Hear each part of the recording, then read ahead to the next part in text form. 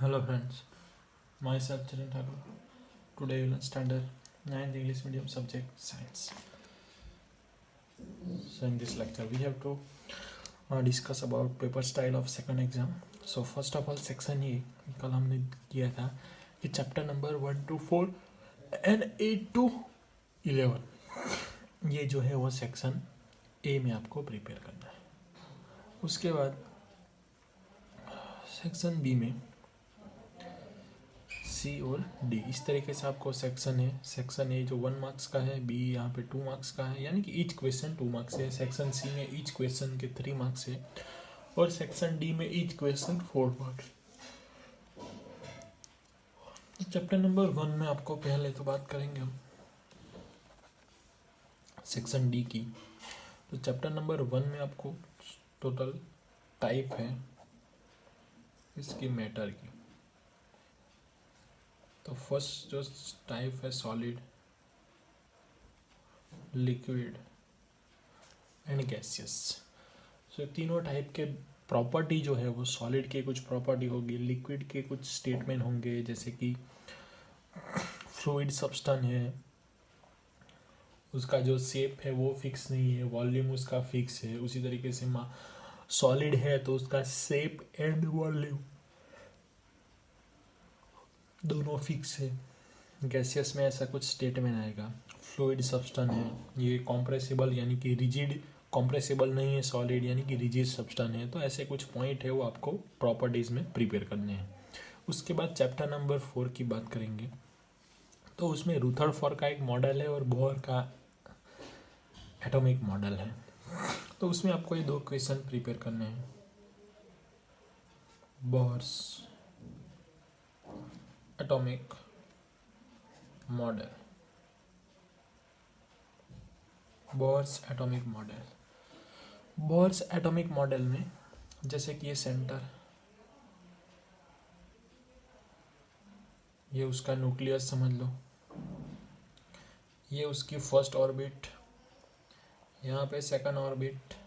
तो ऐसे ऑर्बिट को नेम दिया है उसने के, एल, एम, एन. और जनरली जो इक्वेशन है वो रखा है 2n².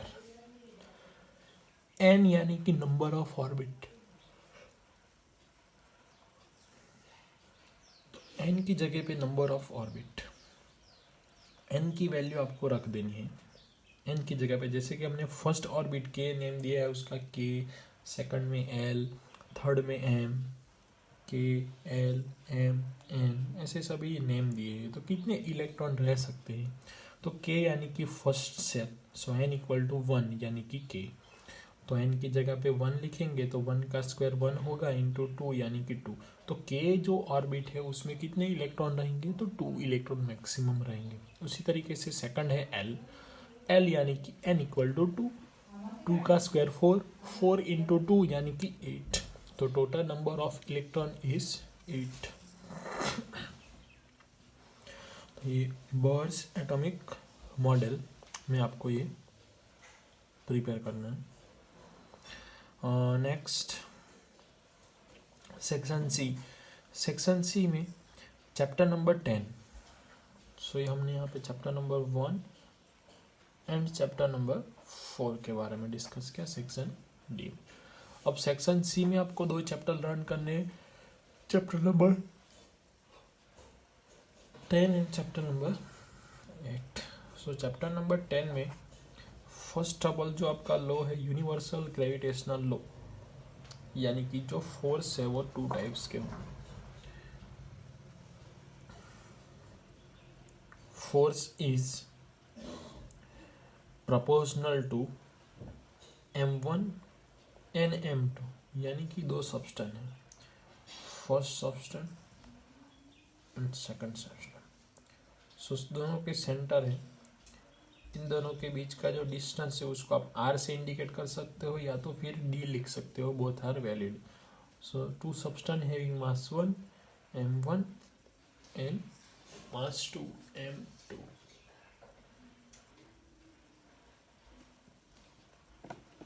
So m1 and m2, distance between their substance is r.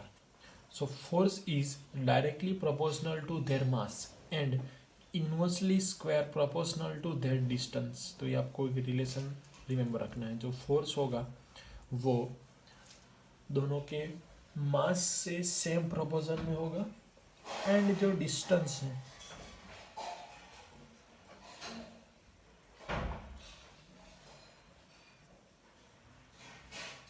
Force जो है वो डिस्टेंस के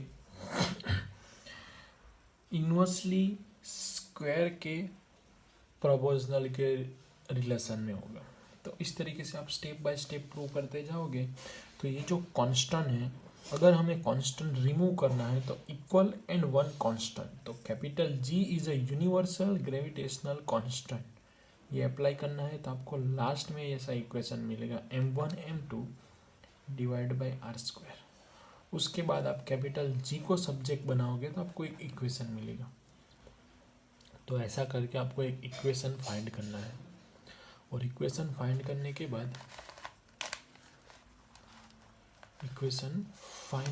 बाद आपको से स्टेटमेंट लिखना है। जैसे कि फर्स्ट आप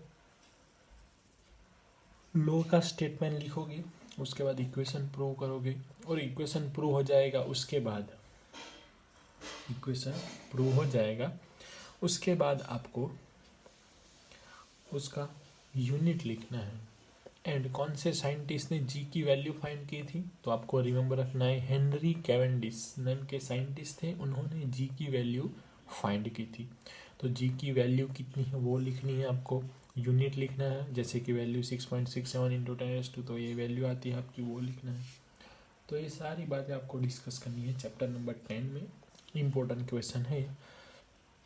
उसके बाद चैप्टर नंबर 8।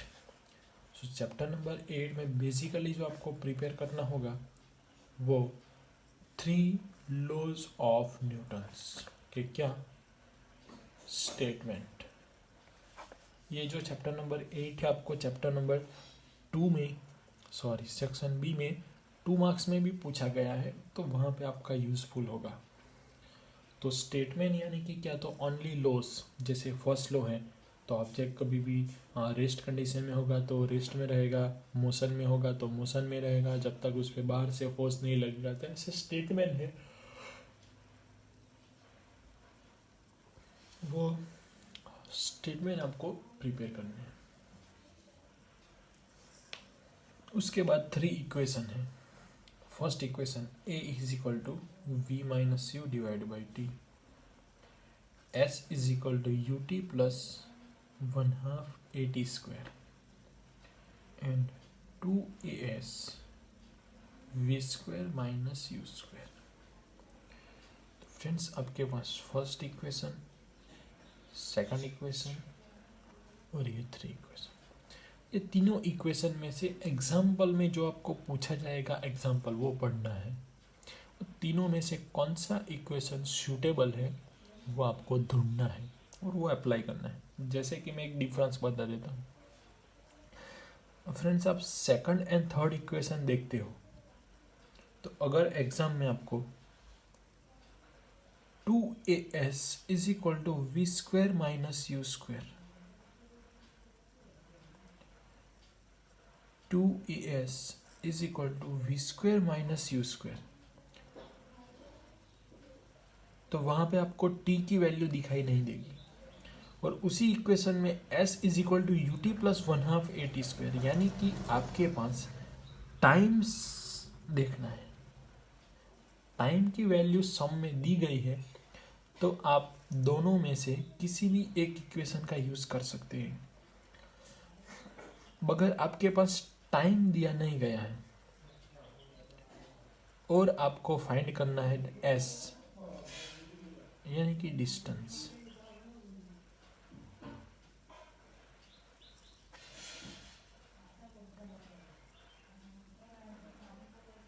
तो आपको फाइंड करना है with using time, stopping, distance. So ये चैप्टर नंबर 8 में आपको ध्यान में रखना है। अब चैप्टर नंबर 4 की बात करेंगे और थर्ड की बात करेंगे। जनरली ये जो चैप्टर है उनमें से आपको फॉर्मूला पूछेंगे, जैसे कि एल्यूमिनियम क्लोराइड। एल्यूमिनियम क्लोराइड, तो फर्स्ट ऑफ ऑल आपको आयन की चार्ज आने चाहिए, जैसे कि L+3 चार्ज होता है, क्लोराइड -1 चार्ज होता है। तो आप लिखोगे क्या, एल्यूमिनियम का +3 चार्ज, Cl का -1 चार्ज, तो ये क्या मिला, AlCl3, तो ये उसका फॉर्मूला हुआ AlCl3। फ्रेंड्स उसके लिए चैप्टर नंबर 3 एंड 4 दोनों के साथ में ही बात करेंगे। तो चैप्टर नंबर 3 की बात करेंगे तो एल्यूमिनियम क्लोराइड्स, तो ऐसा आपको फॉर्मूला लिखना पूछेंगे, या तो फिर आपको NH4Cl पूछा, NH4Cl, तो NH4Cl का नेम क्या है ऐसा पूछा, यानी कि आपको फॉर्मूला दिया गया है, उससे पूछा गया है आपको नेम। तो फॉर्मूले से आपको नेम फाइंड करना हो, या तो फिर नेम से फॉर्मूला फाइंड करना हो, दोनों ऑल्टरनेट है। तो आपको रिमेंबर ये रखना है कि आपको आयन के चार्ज जो है वो आने चाहिए, जैसे कि पॉजिटिव आयन में सिंगल चार्ज कौन से आते हैं, जैसे कि H+, NH4+, NH4 means ammonium ion and Cl means chloride ion, तो एमोनियम क्लोराइड, तो उसका नेम होगा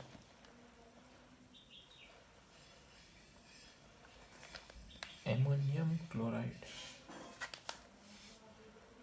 तो ये आपको रिमेंबर रखना है कि एमोनियम क्लोराइड उसका फॉर्मूला होता है। चैप्टर नंबर 3 के लिए नेगेटिव जो आयन है वो आने चाहिए, Cl आयन,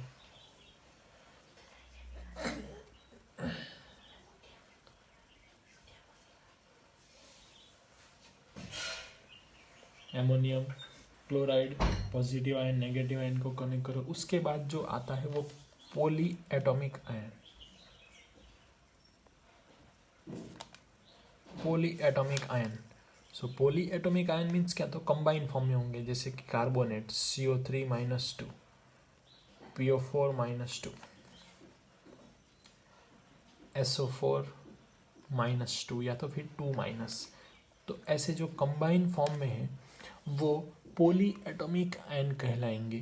तो ऐसे जो पॉली एटॉमिक आयन है वो जब भी आते हैं तो उसको लिखना होगा, जैसे कि सोडियम कार्बोनेट, तो सोडियम एंड कार्बोनेट, सोडियम का +1, कार्बोनेट का -2, Na2CO3 आ गया आपका, Na2CO3,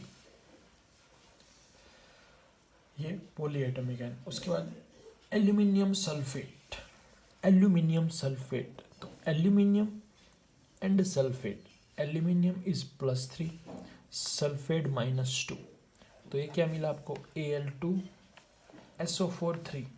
जब भी पॉली एटॉमिक लिखना हो और एक से ज़्यादा हो तो पहले आप ब्रैकेट लिखो, और ब्रैकेट के बाद जो भी चार्ज आता है वो वहाँ पे लिखो, तो Al2SO4 3 एल्यूमिनियम सल्फेट, तो ये उसका आंसर होता है। उसी तरीके से चैप्टर नंबर 4 में आपको जनरली मोलिकुलर मास पूछा हो, जैसे कि H2O का फाइंड करो, मोलिकुलर मास, तो H2O के लिए एटॉमिक मास ऑफ हाइड्रोजन, पूरा सेंटेंस लिखना है यहाँ पे, एटॉमिक मास ऑफ हाइड्रोजन, और H कितना है यहाँ पे 2, plus O atomic mass of oxygen, तो हाइड्रोजन का 1 होता है, ऑक्सीजन का मास होता है 16, तो 2 + 16 = 18, तो आंसर मिलता है आपको 18।